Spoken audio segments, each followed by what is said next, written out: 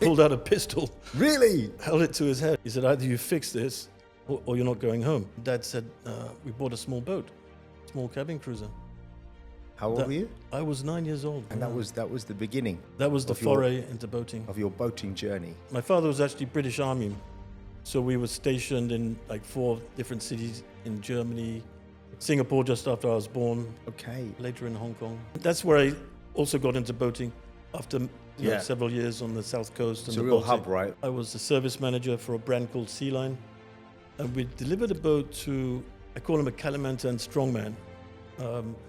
Basically a politician, businessman, doing things their own way. And there was a few faults with the boat. So we went to fix these warranty items, and it was actually an autopilot and a VHF radio, and he wasn't too happy with the fact that we were going to, obviously we had to bring them back and replace these components. Long story short, he picked up the VHF radio, threw it against the wall. He said, either you fix this or you're not going home. My boss, a big guy, rugby player, he sort of brazened up. The Kalimantan man put him in a bear hug. We spent a few days before we could get out of there. When you look back, you think, how the hell did I end up in this situation, right? I've dealt with pirates in Malaysia and all sorts. I mean, we won't get into that now, but it's people don't know what goes on in the open seas. I was a dealer for Azimut Yachts and Ferretti for a period, and we did a lot of yacht broking, second-hand yachts after the Asian financial crisis. Well, I used to go to the Monaco boat show, Genoa, the London boat show, Cannes. But that's just for the boat show. Most of the work was done on location. Yeah. Jakarta, KL, Kalimantan. Now I'm running a company called SingCoast Yachts, which I founded last year.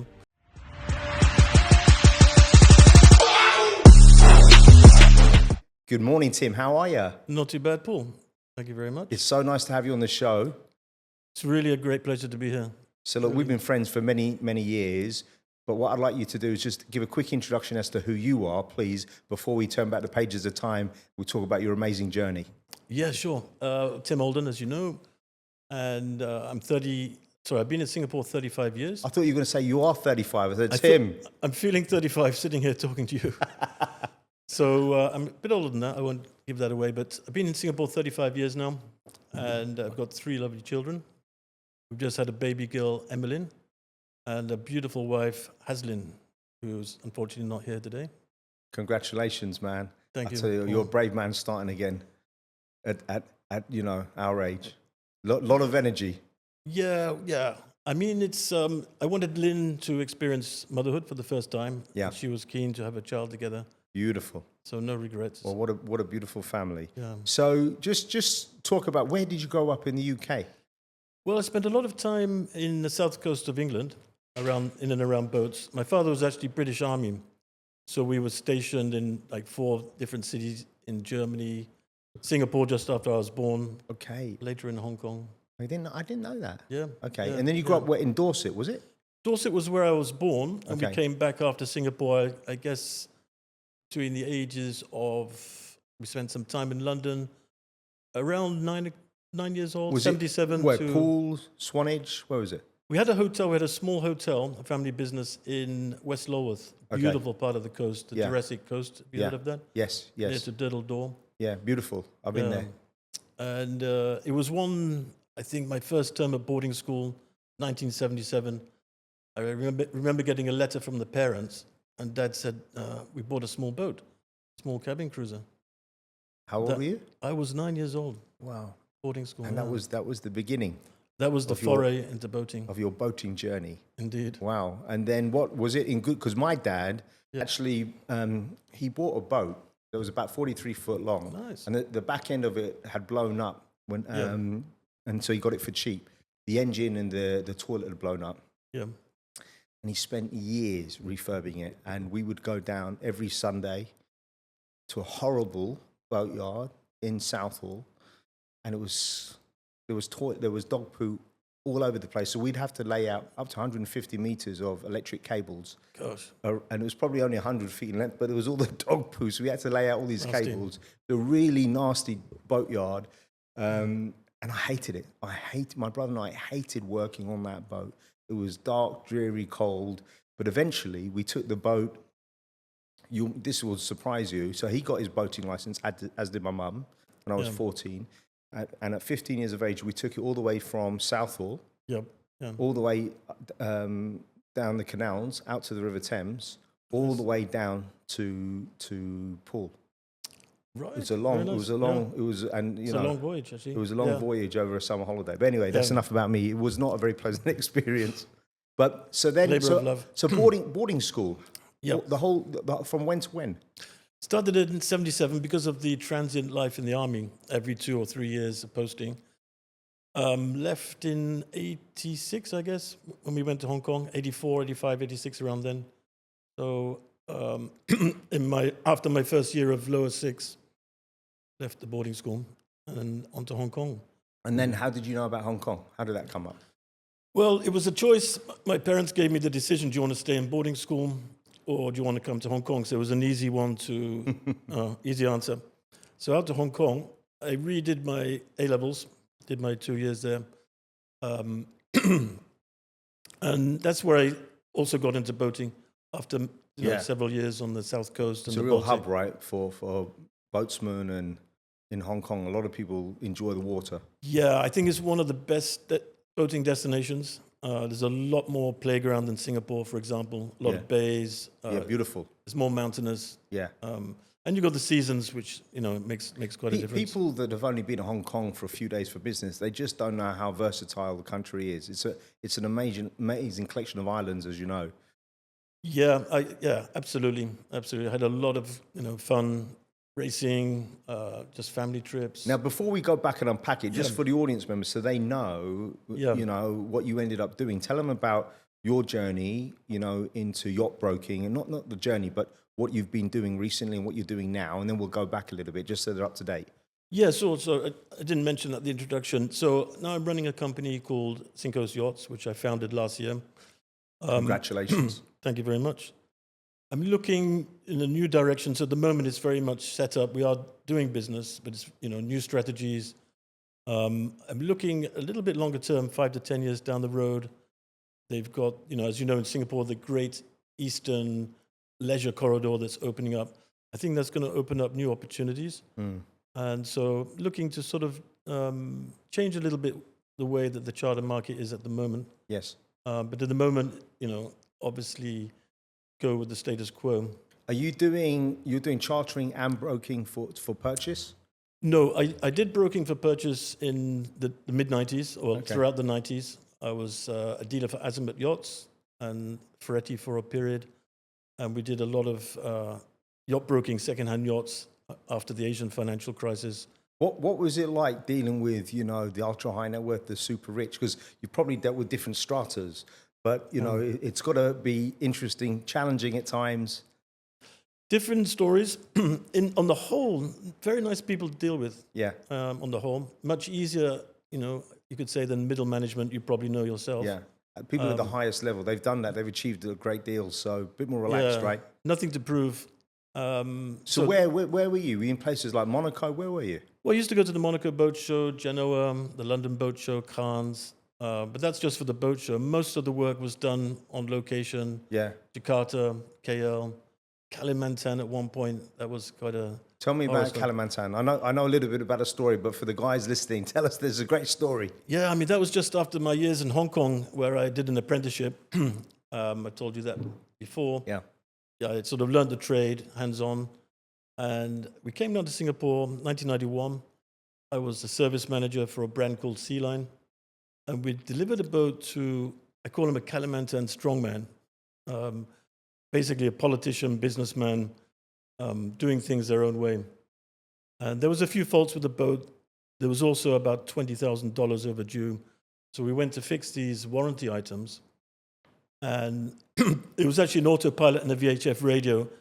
And he wasn't too happy with the fact that we were going to, obviously, we had to bring them back and replace these components.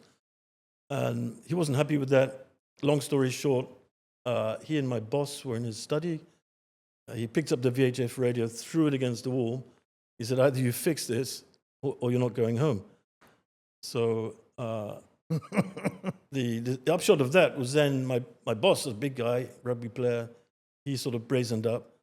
The Kalimantan man put him in a bear hug, pulled out a pistol. Really? Held it to his head, yeah. So You didn't know, obviously, you didn't know, and your boss didn't know he had a pistol on him. he didn't know, but it didn't surprise us. And then, he didn't get shot, but it was quite nerve-wracking, and yeah, we spent a few days before we could get out of there. crazy. When you look back at some of the stories, when you look back, you think, how the hell did I end up in this situation, right? Yeah, I think back then when you're young and innocent, it just doesn't really register how dangerous a situation you were in. But Yeah. There was a few other. Well, people don't know. I've dealt with pirates in Malaysia and all sorts. I mean, we won't get into that now, but it's people don't know what goes on in the open seas.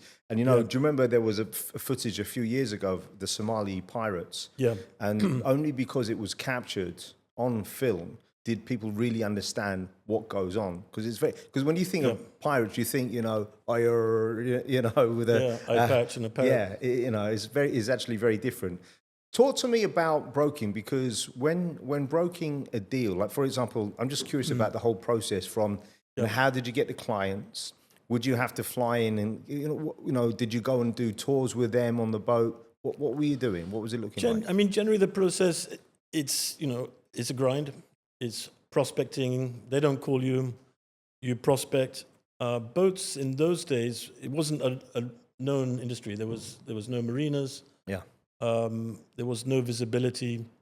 We had to introduce it to them. Obviously, go to the high net worth markets, and we'd have some stock boats. We'd invite them for a sea trial. Get to know them, obviously, as at a very personal level. Yeah. Get to know them.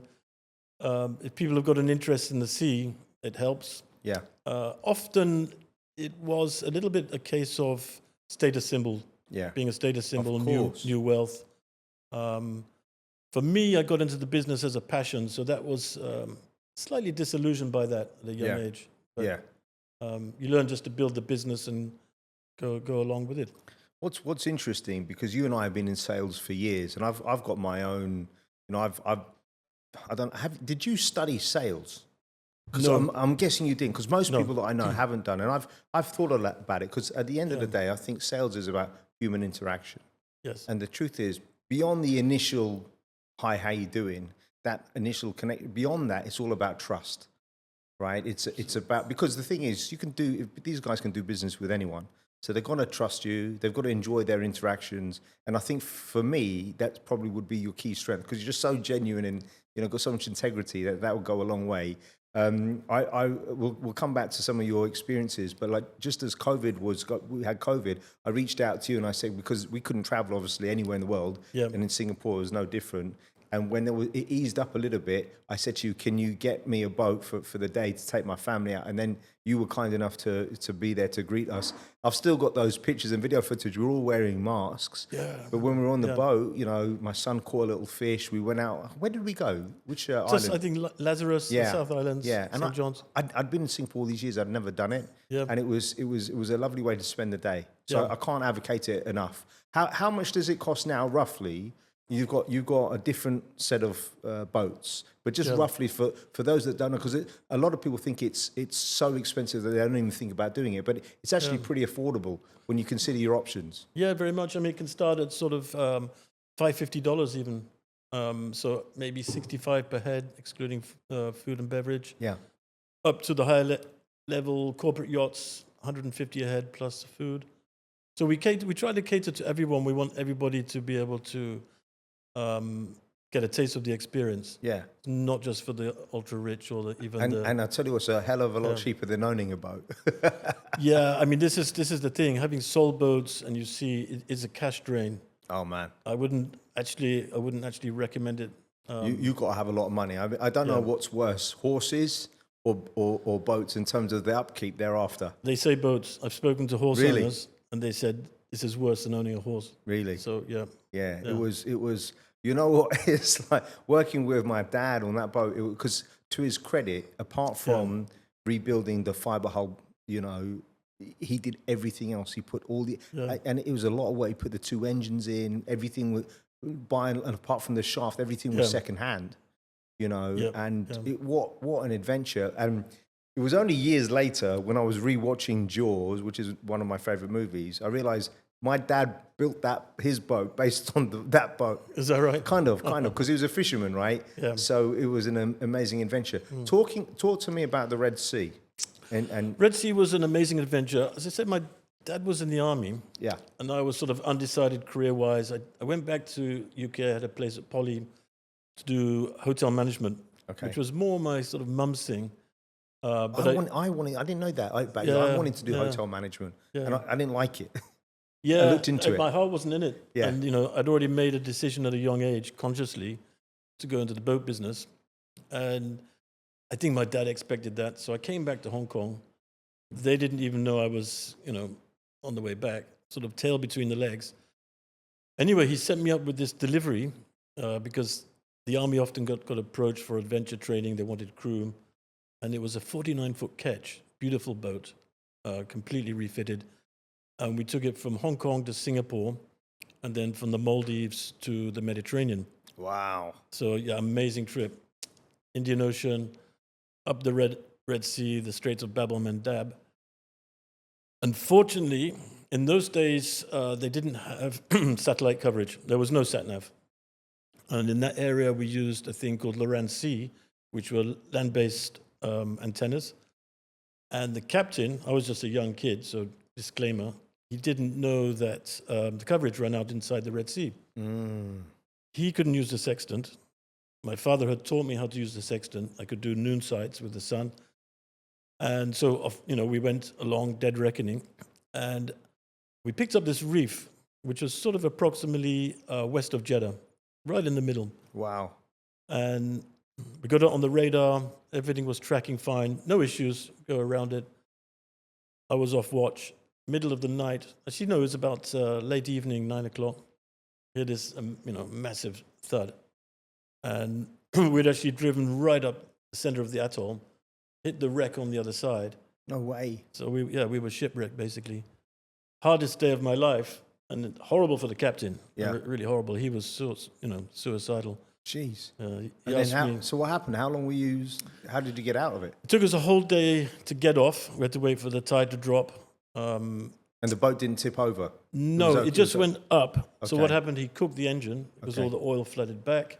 He tried to reverse it off, natural sort of instinct. It put a connecting rod through the block. I don't know if you know engines. Yeah. Completely destroyed it. We spent a whole day dragging the boat off using anchor and chain. Captain was in the water. He was a former Navy SEAL, not a SEAL, but a special boat service. And it was middle of the desert, desert environment, super hot. Crazy. We got into Port Sudan. We spent 2 months in Port Sudan. Really? And wow. In which time a civil war broke out. Yeah. We couldn't get, there was currency embargoes. Jeez. How old were you? I was 18, 19. And you must be thinking, what the hell's going on? I thought this was all part and parcel of life, to be honest. But ignorance is bliss sometimes. It is. What happened? Yeah. What happened to the boat then? So basically, the owner flew another captain in. We couldn't get parts there at all for that engine. So we had an engineer called Ahmed, amazing guy. He literally dismantled the engine piece by piece, took off the cylinder head, the coolers, the heat exchangers. Yeah. Took out the block, rebuilt it from God knows what parts, re-welded the block. There was a big hole through the side. I think he even re-welded the piston rings, if that's possible. Really? Put it all back in, and with the new captain, we then took it up the rest of the voyage. Yeah. Then there was another incident, try and keep it short. We were ready to go through the Suez Canal. And what they do at the night. Have you been down there? Yeah, we went through. Wow, really? Yeah, amazing experience, yeah. I mean, it's huge. It's it massive. Yeah. Yeah. Yeah. So what they do is that the small pleasure craft, they let us through at night, every 2 weeks. And then the big ships go through in the daytime, and we stop in the Bitter Lakes. Yeah. So we were due to go. We had an agent called the Prince of the Red Sea. Bit of a con man. I mean, I think most of them are there. Yeah. You got to pay backsheesh in the form of cigarettes, alcohol to. There's always some backhanders to get things moving. Yeah. Yeah. It's probably changed by now. This was 30. Yeah, probably not as bad, but backhanders still go on everywhere. I'm sure. Yeah. I mean, it was all good fun. Anyway, that night I went into Cairo. We had our passports. On the way back, By the way, I'm sorry to sure. interrupt you. I'm just the way you're painting. This is kind of Indiana Jones, James Bond-esque. I've got these visions because you're talking about Panama. You're talking about Egypt. All right, go back to Cairo. Yeah. It was a bit like that when you look back. I mean, that was It's crazy. the way in the day. This was late 80s. Yeah. Anyway, the driver got a puncture. So we thought, okay, pull over, just change the tub. He said, no, bandits. He wouldn't stop. Yeah. So we crawled back at, it must have been 10, 20 miles an hour. Yeah.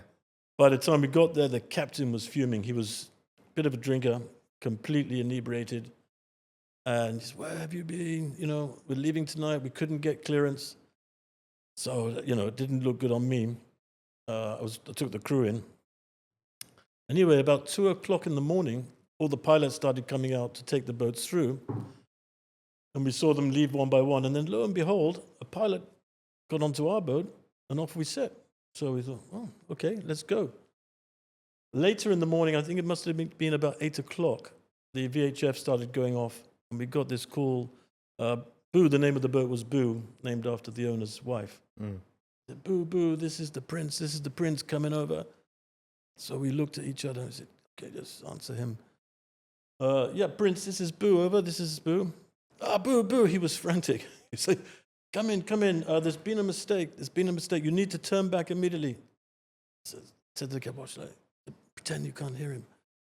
So, yeah, like, over, can't hear you, over. The old communication problem. So, Prince, yeah, sorry, can you repeat? A bit of a bad reception there. And he was frantic, you know, the cab just turn it off. So off we go. We got to the Bitter Lakes, and we thought, okay, they're going to be a problem here. Yeah.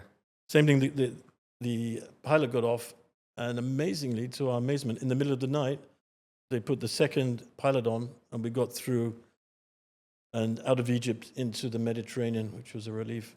Amazing. But yeah, it was really sort of escape. You know, it's interesting because my wife specializes in international law. Right, yeah. And you know what most people don't know, I don't know the exact distance, she'll kill me for not knowing, but how many nautical miles past land into the ocean is owned by that country. And then you go into international territory and waters. I think it's 12 or 24. I think something like that. It's something like that, right? It's quite a distance, but the reality is you cross an invisible line and all of a sudden you can do whatever you want, kind of thing, right? Yeah. And it's being at sea is very scary. I saw this great thing on Instagram the other day where, I don't know how true it is, there was a boat that the engines weren't working and they couldn't get anyone to fix it. Yeah. No one within the company's crew. Yes. And they called this fella who's an expert, and he came down and he worked on it for 20 minutes, hit a few things, left, sent them an invoice for $20,000. And they said, that's pretty expensive, you know, for 20 minutes. And he goes, well, it's 20 years of experience. And let's look at what the alternative would have been. How long were you working on this? And I think that is so true about expertise. Do you know what I mean? Yeah, we use that analogy all the time. Yeah. You've really got to know where to hit the hammer. That's it, 100%. This is experience. You know, when the one thing working with my dad, I mean, he was self-taught, but when I look back, it kind of amazes me. And I learned a lot of it with him, but not properly, but because he was learning. So I was learning kind of like one step behind him, but he always had 2 or 3 welding machines. He had a MIG welder, always in the garage. And you think, like, who grows up with that? You know, he had every kind of tool and device. We had mini diggers in the back and this, that, and the other. But I'll tell you this crazy story. So I'm going to try and find pictures and do it. We're lifting the boat up in the Southall boatyard with a massive crane to put it into the canal. So it's got to go over a wall.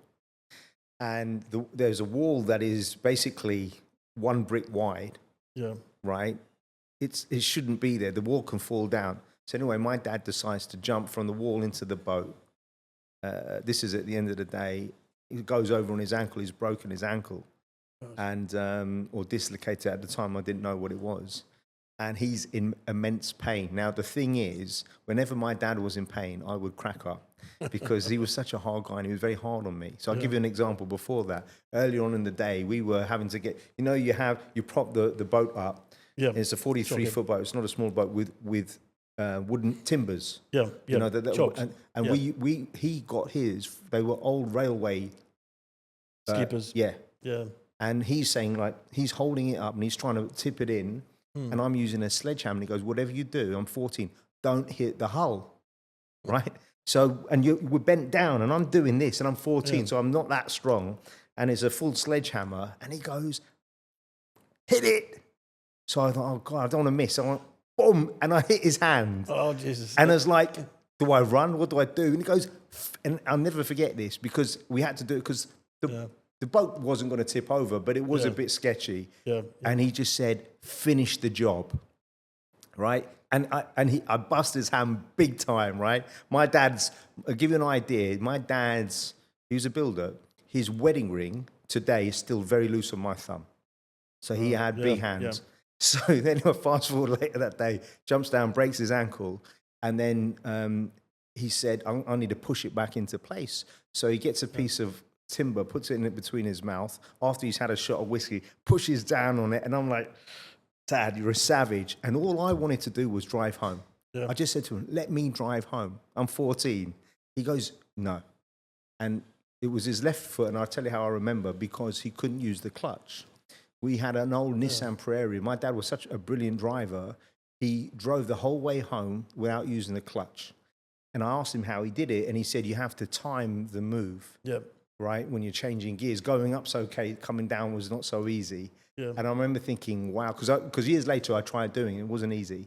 You know, the timing of it, right? And he had a mechanical background, so he was brilliant. And then I'll tell you one other story about my old man.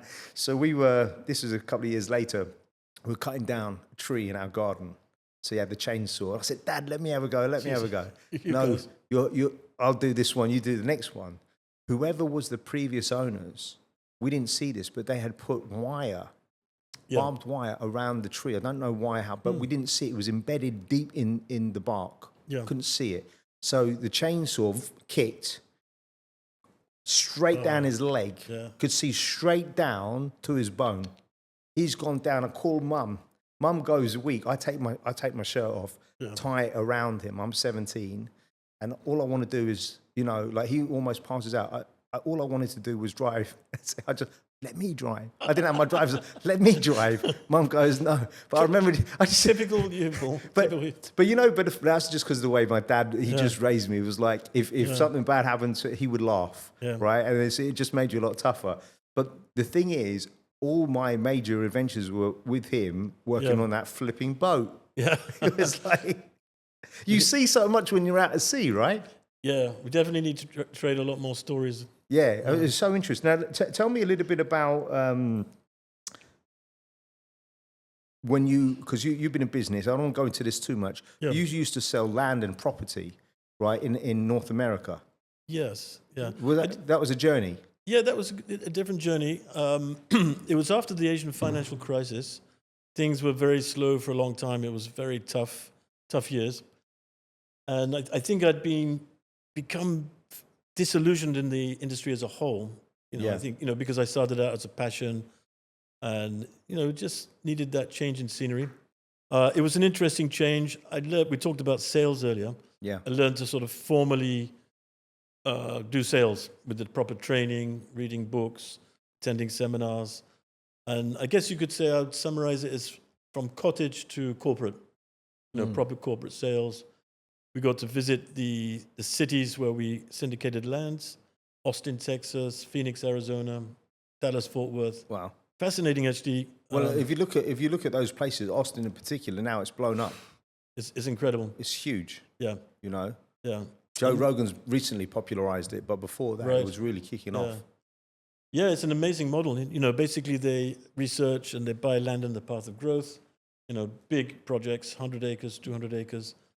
Syndicate those, build the master plans, and they're the future hotspots for development. They wait for the growth to move out, and then exit. When you described it, I've always been a cowboy and western fan, and I was recently watching Yellowstone and some of the prequels. Yes. But it's kind of like that. You're going into the new frontier, right? And you're deciding, right, this is where potentially this is going to be a homestead for a lot of people. Very much, very Yeah, much. it's like, do you remember Yeah. watching E.T.? I remember watching E.T. and movies like, what was that movie? Poltergeist. Yeah. And the only reason why I mention that is because there were a couple of shots in those movies where they're looking down at this plot of land that they built 100 houses or 200 houses, and it's just like almost seemingly in the middle of nowhere. Yeah, yeah. But fast forward 2 decades later, it's the epicenter of a whole, nucleus, Exactly, right? yeah. You've just got to look at JB right now, similar thing. It's all the land scarved out. Yeah, And, amazing. become big So, cities. when you look at your experiences dealing with, the high net worth and ultra high net worth globally and in Asia, Yes. what have you, observed in terms of their buying habits? What is it that they do well? When they're looking to analyze things, what are they thinking? What are they talking to you about? Be it in a land acquisition or a yacht? Yeah. I think the successful ones that I've seen, they look long term. Most of my investors were actually smaller investors at the time in land investments. Yeah. But the savvy investors would buy lands which were longer term. The small investor would want short term. And the ones that actually did better in the end were the long term investors, the 20-year projects. Somehow they had that foresight to do it the other way around, if you like. What do you find? I mean, because we've been through multiple recessions, you and I were of that age. Yeah. But what's your takeaway in terms of mindset, both for you as a businessman, but the people that you've worked with and served? How to rebound from a recession? Yeah, that's a tough one. A quintessential question, I might say. Been dying to say that. Thank you. Yeah. Yeah, it's a tough one. I mean, to be honest, I wasn't prepared for the Asian financial crisis. It was so sudden. Yeah. I remember, sitting in Jakarta having a haircut, which would normally cost $15, $20. Suddenly it was under $6 with the exchange difference. And people were buying stock motor cars that the dealers held, exchanging US dollars. Obviously, there was a huge advantage, big bargains. So it was a crash. It was an outright crash. Obviously, the high luxury goods business was affected overnight. All of the client base that I'd built up, and we had a lot at the time, for new boats and brokerage yachts, a lot of hot prospects on the boil of converting, closing. And that's the first thing will shut down is any luxury purchase. Absolutely, absolutely. Yeah, you had rich man's flea markets, literally. Yeah. So that was horrible, and it put me in a tailspin. I didn't know what to do. Luckily, what evolved and what I saw was that basically, for every door that closes, a new one opens. And what happened is, I got a call from my former boss. The guy was actually held at gunpoint, so he survived that. Respect. And he said, "How's the market?" I said, "Nothing." He said, "It's going booming here." Up in Hong Kong, he was in Hong Kong. He said, literally, you tie two sticks together, and they'll buy it in New Zealand. I said, "Right, okay, let's start tying sticks together." And what it was, New Zealanders and Australia initially, and then later Americans, there was such a favorable exchange advantage that they would come to Southeast Asia. It was worth them shipping the boats back to their home ports. Amazing. And there was a price advantage. I remember that year at the Fort Lauderdale boat show, I think 1999. Yeah. There was a whole line of Asian brokerage yachts that were bought by investors. Yeah. Um, and there's there's a great point in that because there's always an opportunity. It's like during COVID, extremely wealthy people were buying fleets of everything. Aviation went through the roof for some people with a lot of money because you've got the purchasing power. Yeah. Talking about Fort Lauderdale, it was really weird. So after my dad died, we're a bit all over the place because we're friends. So if you don't mind, I'll share this story. So I went back. He died the day that I arrived. Sorry to hear. Yeah, it was. He waited for my brother and I to get back, and then later that day, I was waiting for my wife to arrive. So, in Ireland, there are only 3 places in the Republic of Ireland that can, where you can cremate somebody. Yeah. Because it's a Catholic country, so typically it's a cremation. So that was hours away. So I was going through old videos, and I found a videotape of him and you could only see a glimpse of him once in the reflection of a window. He was in the US, and he was either in Miami or Fort Lauderdale. I can't remember which one. It was probably Miami at a boat show. Yeah. And I said, Mum, I don't remember Dad going there, because I thought I remembered all the trips that we made. And she told me, no, your dad was doing a reconnaissance trip. He wanted us to move to Florida. And I said, what happened? And she shut it down unless he had a proper job. So he'd run a business. It had failed. It didn't do well. And that was his dream. Yeah. And in that moment, I felt very guilty, because I'd never, ever asked my father, what were your dreams? What was his dreams? What were his ambitions? And I never asked him. There's no way he would have loved his job. He was working outside as a builder, you know, in the heat and in the cold. And I felt terrible. And then later on, because I was on my own for quite a few hours, I was just thinking, you know what? It's always been my dream to live in the US. And at some point, your dreams, they fade away, don't they? To the point sometimes you forget them. When you become a father and, you know, you become responsible. And then I said to Tara, my wife, honey, I want to move to the US. And I told her the story. She goes, how are we going to do it? I said, I don't know, but we're going to move to the US. And then a few months later, we did a 4-week recce trip to the US. And I said, look, why don't you, we talked about her career, why don't you, consider doing your PhD? And that's how we ended up moving there. But again, it's down because it's the flipping boats. He was looking at boats at a boat show. Talk to me about defining success, because you've had, like myself, different struggles in different stages of your career, your personal life. And young people always ask me, what's success? And it means different things to different people at different points in their life. But what have you found it to mean to be? I think, a lot of people measure it in terms of monetary value. And don't get me wrong, I think money is, is extremely important, especially when you've got children. You've got to afford a good education, a good standard of living. Singapore ain't cheap, as we know. But I think money is a lot of things, but it's not everything. Yeah. I think when I was younger, it was very much, started with the passion. I got a taste for the money. I was driven by money for a period, but that's when I started to get disillusioned. Yeah. And that's where I started to sort of lose interest in the industry, because I realized it wasn't quite what I was seeking. And that's when I turned to other things. Now, with the advantage of hindsight, I'm back to the yacht business after 10 years, 12 years in property. Yeah. Pursuing the passion again, but from a much more different angle, back to the sea, hands-on chartering, which enables me to get out onto the water more. Yeah. And allows me to, share my passion and enjoyment with other people. Yeah. You don't have to own a boat, basically. It goes a long way. Well, one of the things I found is, like, I took my family to Kenya last December, and it's an expensive trip. We found a reasonably affordable way of doing it. But what made the trip was our driver and guide, Robert, because he was like an encyclopedia. I mean, he would test us, and sometimes you'd think, flipping, now we're going back to school here, right? Yeah. But he made that journey so enjoyable. And going out with you, same thing, right? So I'm kudos to you for doing that. Now, what people won't know is we know each other through Kush Ahmed, who is my ex-business partner, one of my best friends. Me too. How did you get to meet Kush originally? Was it in the mosque? I think it was actually with you. I think he'd seen me in the mosque, and I think a white face is not that common in the mosque. Yeah.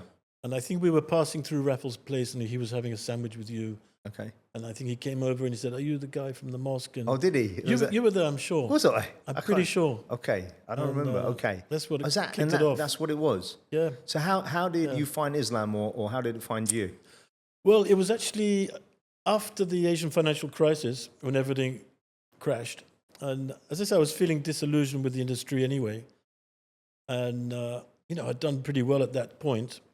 And I actually became pretty depressed, I'd say, pretty down on things. And I'd gone through a period of introspection, reflection. I don't think I'd slept for 6 days.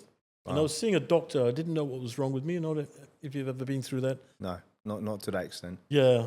So he was prescribing sleeping pills because you can't function without sleep. Yeah. And I knew that wasn't the path to take.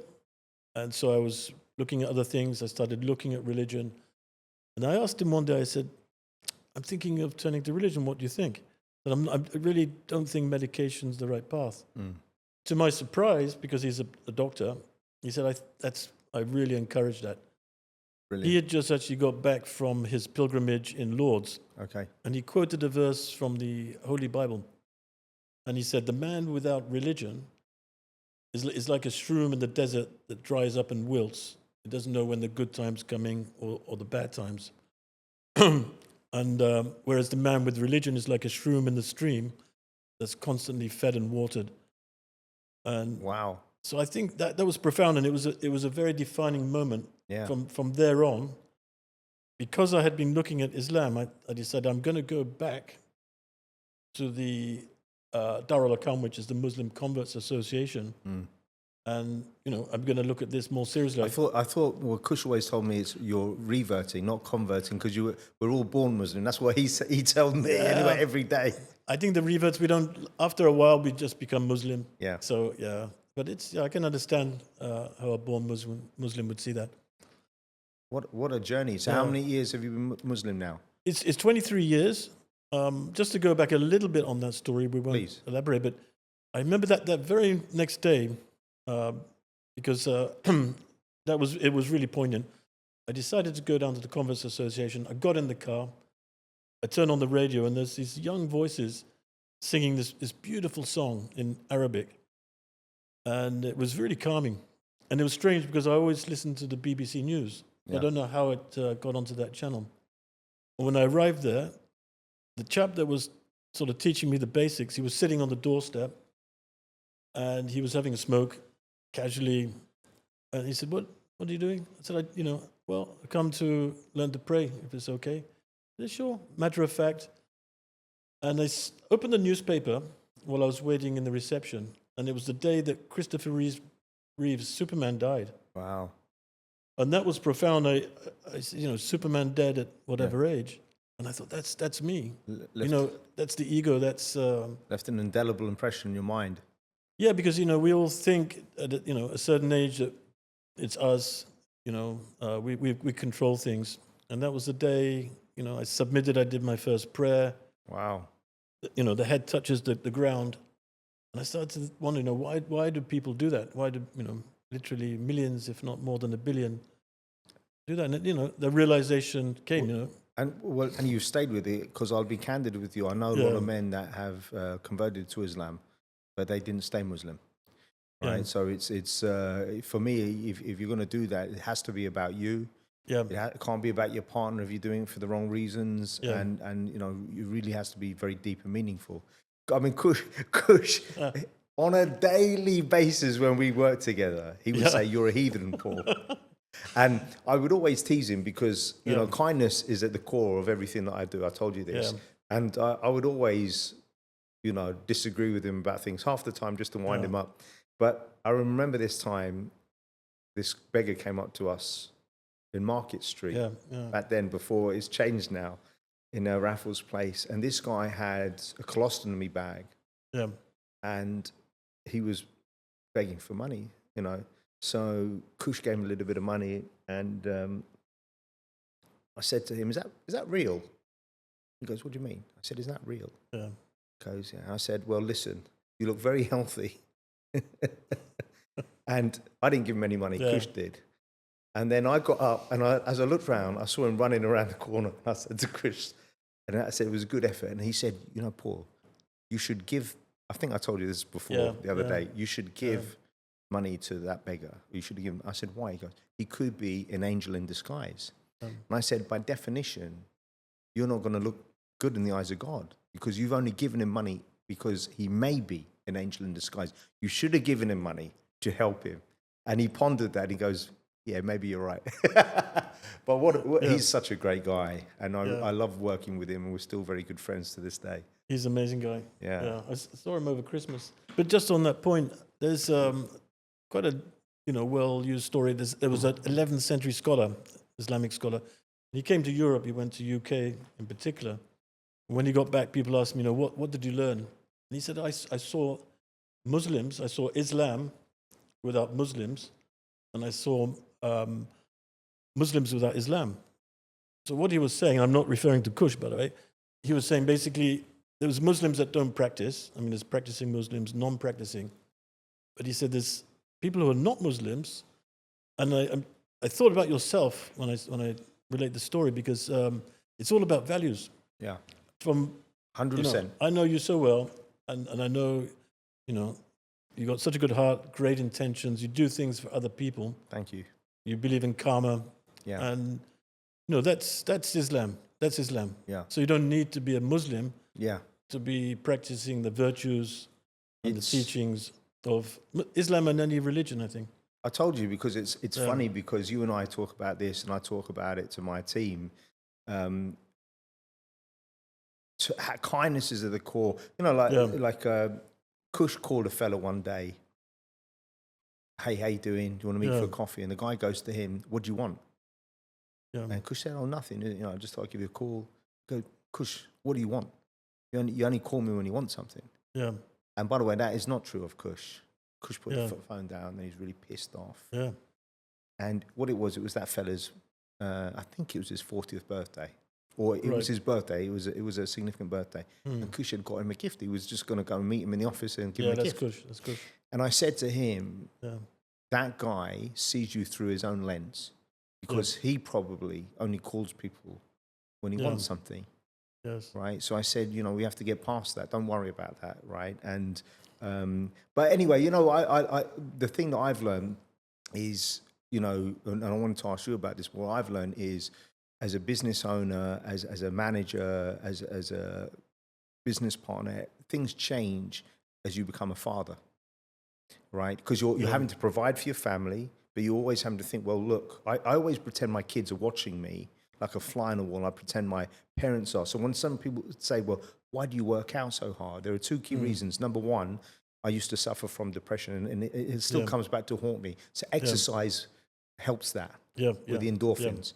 But the second thing is I always, as a motivation, I pretend my mum and dad are watching, right? And I want them to think my boy's doing it, right? And I want my kids to see it. Exactly. And it's the same in my business. So like when you're here today, or when I have clients or candidates around, I want my kids to see it. How has being a dad changed your approach to business? Yeah, very, very much so. I think coming to Islam, becoming a father, you've got to reform. You grow up. Longer gone are the days of doing regattas every weekend. Your priorities shift totally. And certainly becoming a father again at 57 now. Yeah. With a 4-month-old, you gave your age away now. You see, you didn't want it before, but you should be proud of it. You can work it out from the preceding dates and so on. But it's a whole new lease of life. Of course. Business-wise, I think it's the best thing that's happened to me. Yeah. Because now I'm very, very focused. I'm suddenly getting great visions for the business. I love it. Industry contributions, working with people that I really like and enjoy.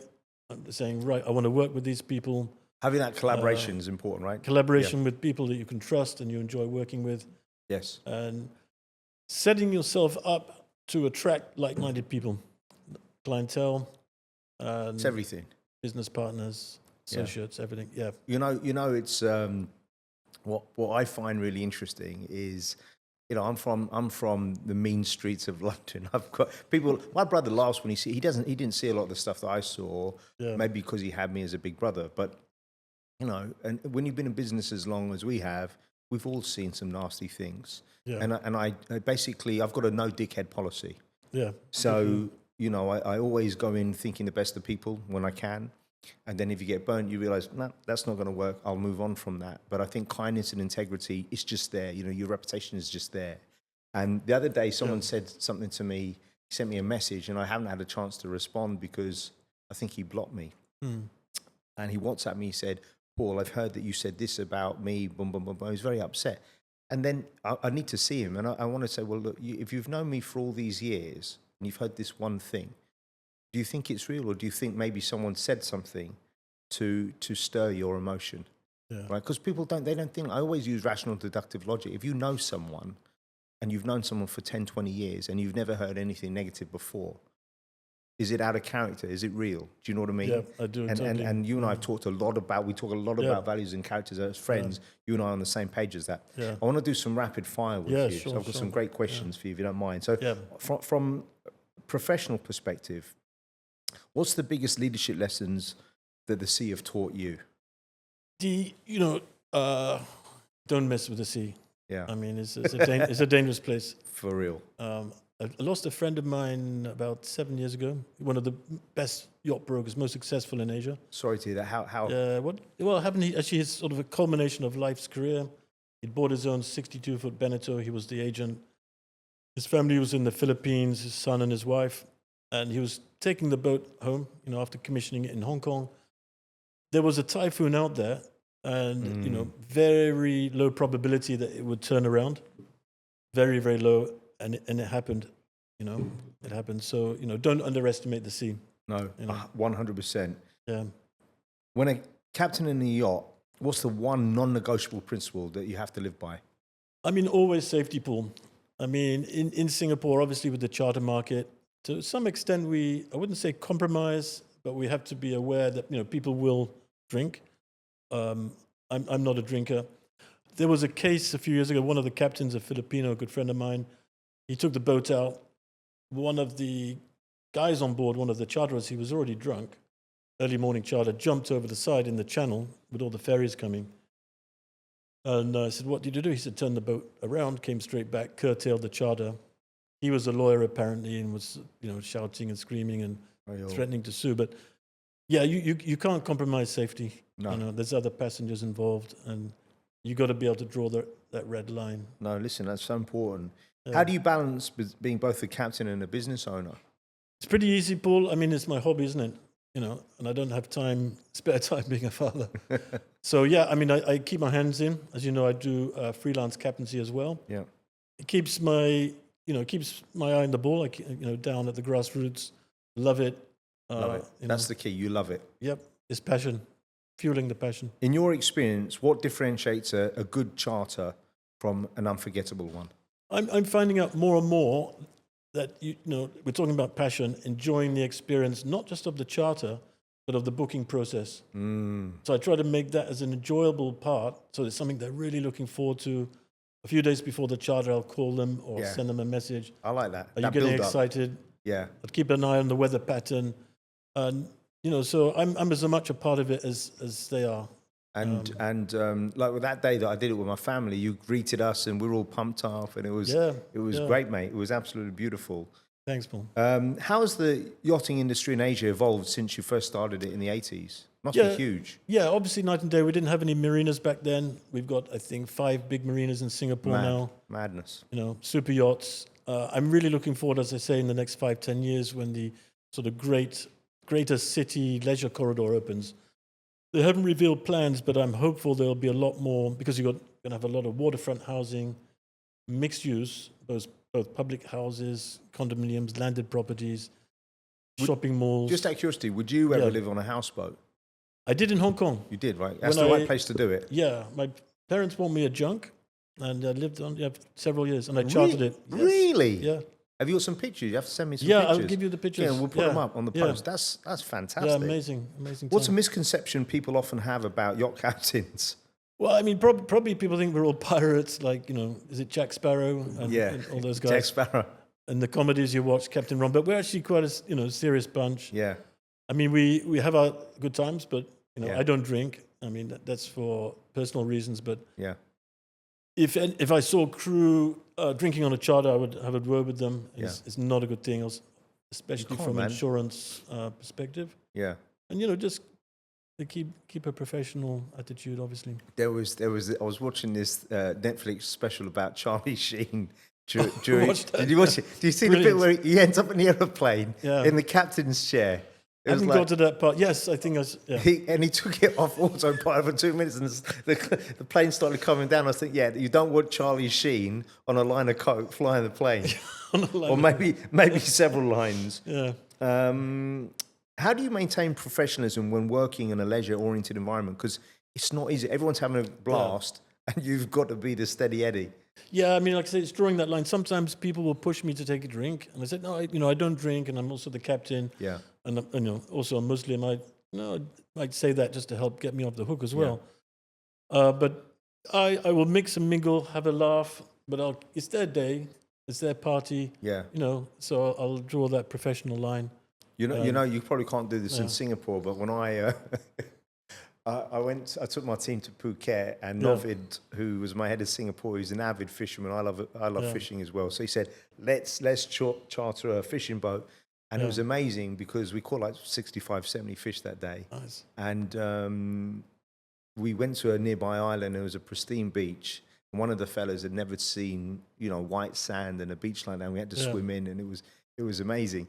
But why it made me laugh, the poor fella that owned the fishing company, he owned a couple of bars as well. He's passed away now, sadly, during COVID.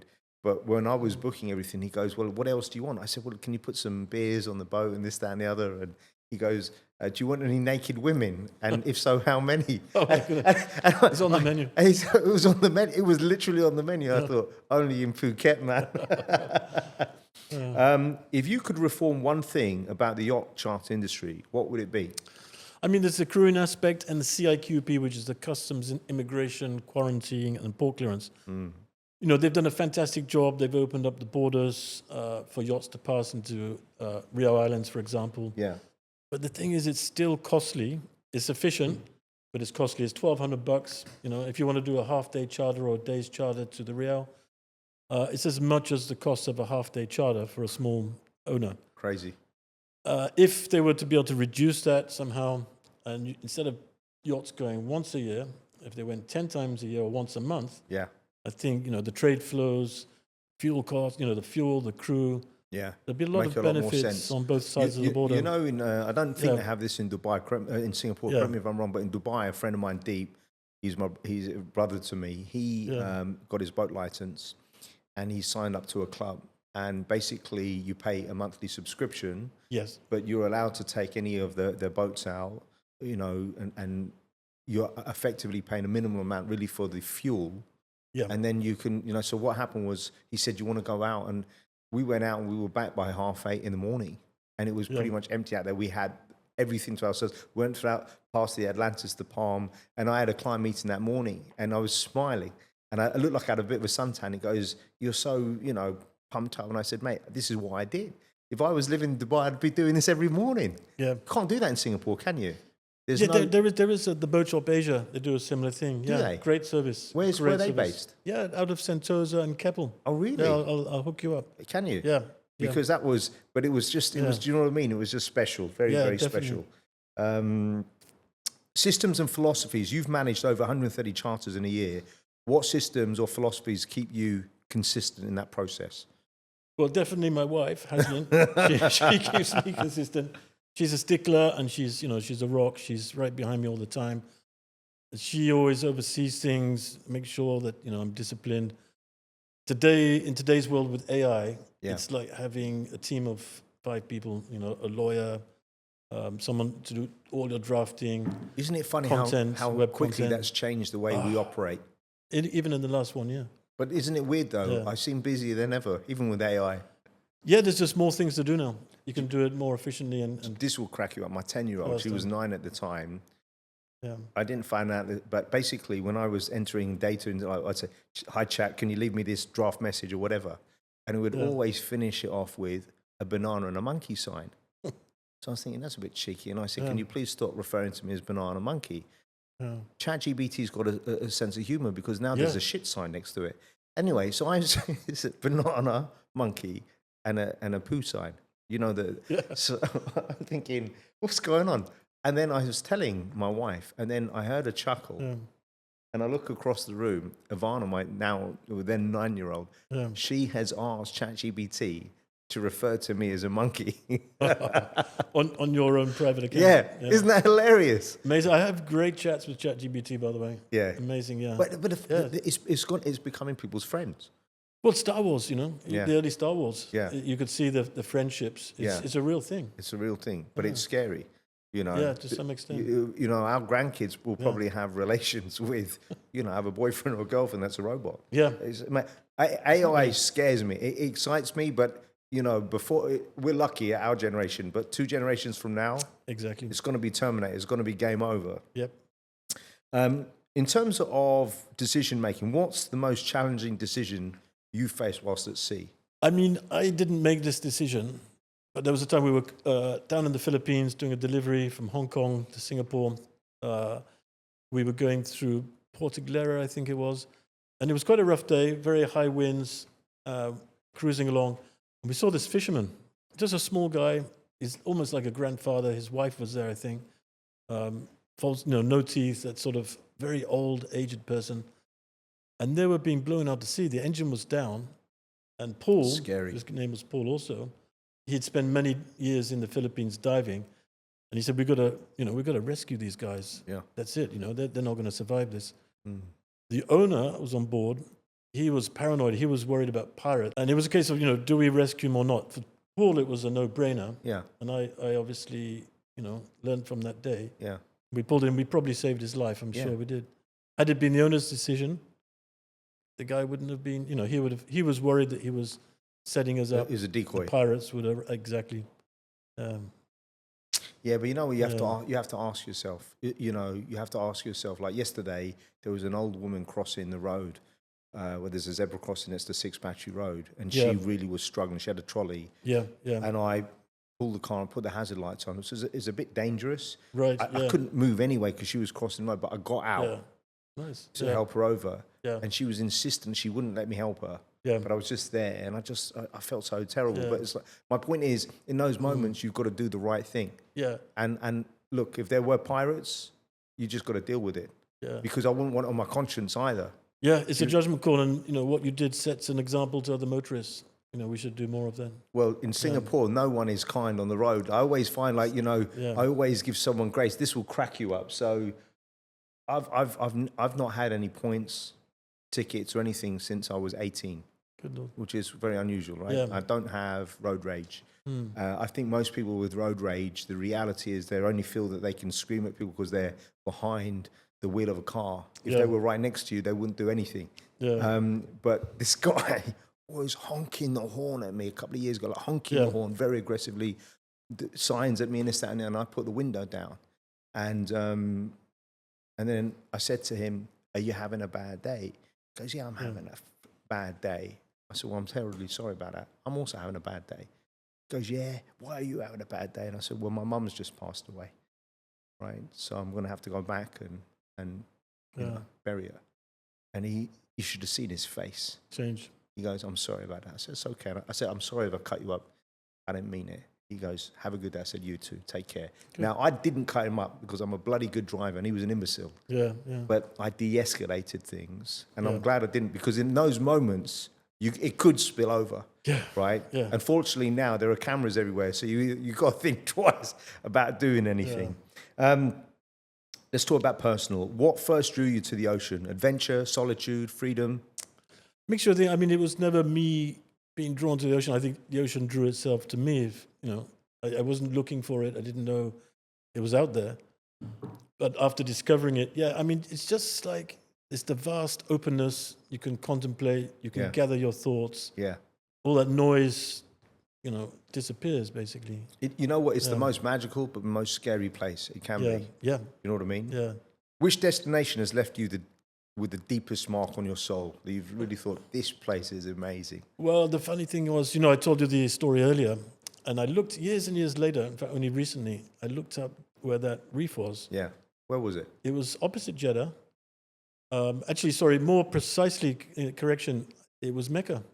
Really? No, I'm sorry, Medina.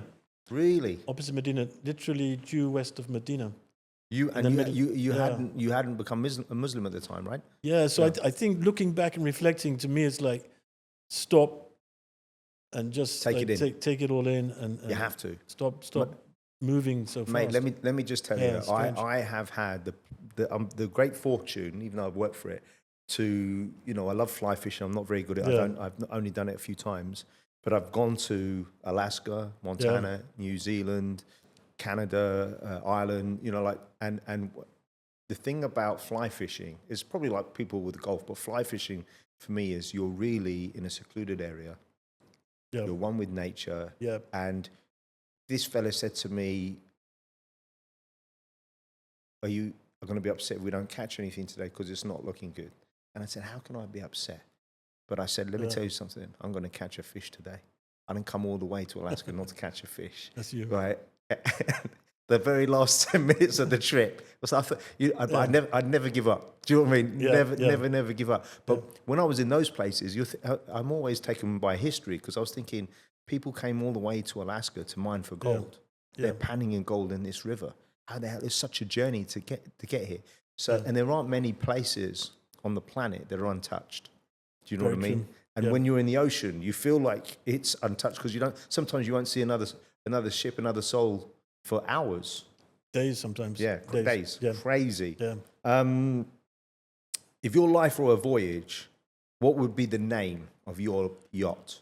I've always thought in that context, never a dull moment. I mean, with some of the stories I described, and I love it. You know, we can trade a lot of stories, but That would be a good one. yeah, I think that's, it's quite apt. You know what I learned from my wonderful late father-in-law. He owned a shipping company, and one of the ships was named after my wife. Yeah. And Tara. and Tara Maria, and he always said to me, he taught me this. He said, a ship is like a woman. If you're unlucky, you can buy the wrong ship, and if you marry the wrong woman, you're effed. So he said, make sure if you're gonna buy a ship, you get the right one. And when you know what I mean?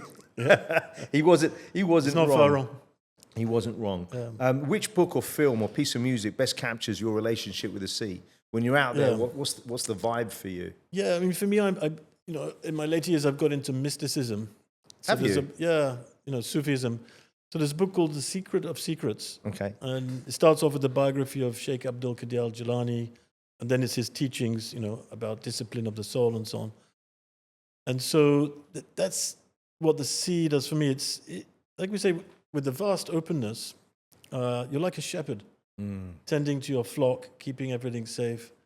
And I believe, a lot of the prophets, Jesus and Muhammad, they were shepherds. Yeah. And it's a time, you can really contemplate. There's no distractions.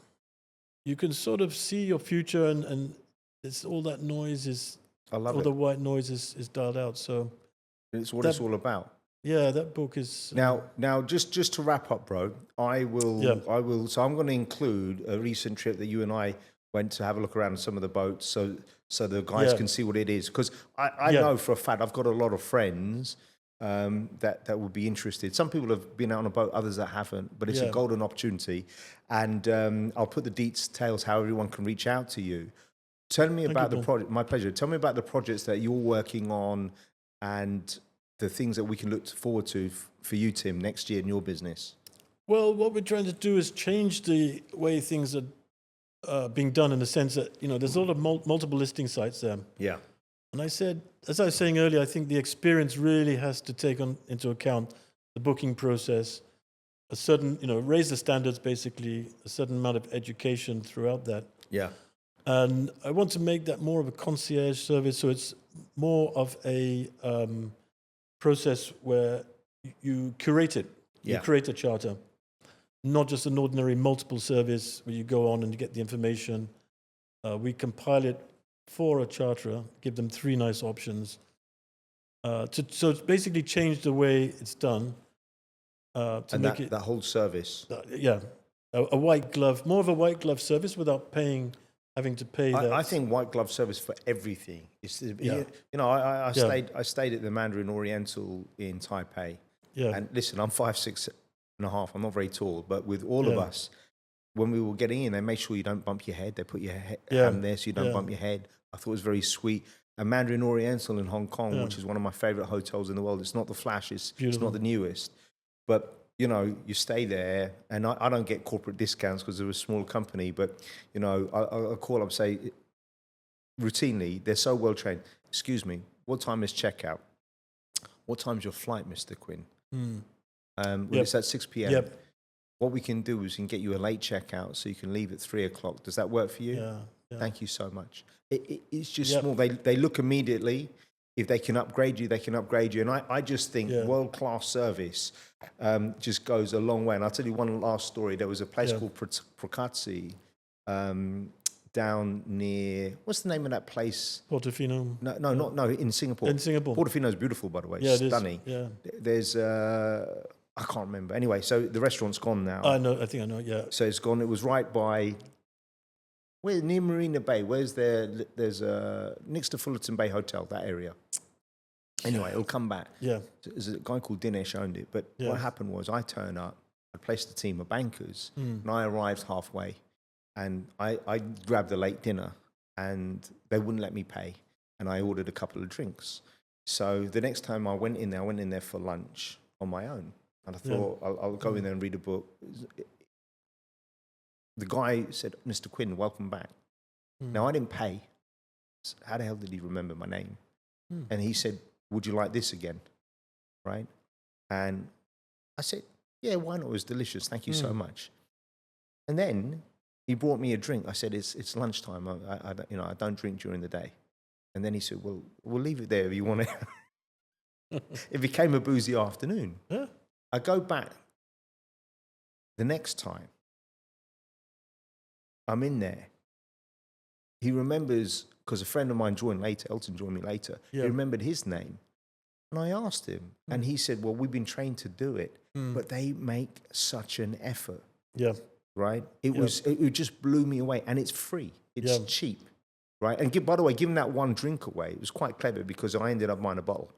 Yeah, exactly. Do you know what I mean? But it's just that service. And the enjoyment as a service provider, even if they don't appreciate it, you say, well, you made the gesture. Now, two last things, because I want to talk about this. Yeah. We were talking off camera about when we were younger in sales, what you'd buy yourself as a little gift. And you and I both love calligraphy and Montblanc pens. Yeah. So tell the audience a little bit about that, because nowadays Montblanc pens, they're not a thing. But when we were growing up, it would be a bit of a status symbol.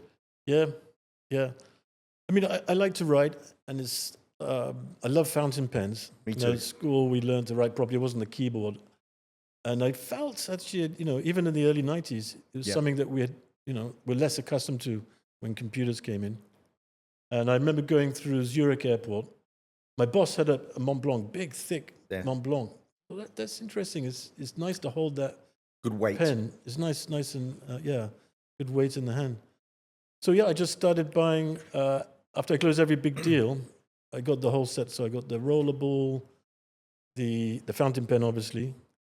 Along the way, I lost a few, so I had to replace them. I'd get different pens. Yeah. Then I'd collect the wallet as well, the small credit card holder, and it's things that you can value. It's so interesting because I'm a stickler for history. Yeah. And I did a recent career coaching masterclass which talks about samurai, and the samurai had a balance of the brutality of using the sword and the elegance, but calligraphy. You have to be able to do both. And one of my favorite sayings is, how I do anything is how I do everything. Right. Yeah. So what I love about the Montblanc pen, the one that I told you about, the first one that I bought, it was you would screw it out and then the nib would come out. Yes. And then it was so beautiful. It was small. Yeah. So it was discreet, but it was beautiful. And then I always say to guys, look, when you sign your name, you should sign it in blue. John Hancock would sign it in blue pen. Now some companies, or now you're applying for something, they need it in black. And then green is MI6 007's color for signing. So I always like those small details. Yeah, and definitely. Lastly, can you just tell us about your beautiful watch? Because I love that watch, and tell us when you got it, because that watch has meaning. Can you show the camera? Yeah, sure. I just love that watch. This is actually an Omega Speedmaster. I think you face it to this camera, right, Isaac? Yep. It's an Omega Speedmaster. Can I try it on? Yeah, sure. Please. Absolutely. I got this early on in my broking days. And again, it's the early successes that you want to celebrate, the wins, and buying something nice that you can value. I remember later generations, I think, when I was selling land, one of the salesmen said, "Oh, that's an old watch." And I was sort of like, well, yeah, but it's a beautiful watch. Because he had the latest Speedmaster. It's a lot chunkier. Yeah. And I looked at it and I thought... What size is that? 38? You remember? I'm not sure. Not sure. So long ago. No, because now they're all like 41s. But I've got small wrists. Yeah. But that watch is 25 years old? More than that, it would have been 2000. Yeah, about 25. It looks less than 2 years old. Yeah. Have you changed the strap? No, I mean, I regularly all I do is change the pins, and the back is a wind up, obviously. Just occasionally the pins, that's all I've changed. I dropped it once in the gym when I was in the changing room, and I had to send it back to Switzerland. Oh, you did? Reset it? Yeah, it was quite expensive. They had to work on the mechanism. Yeah.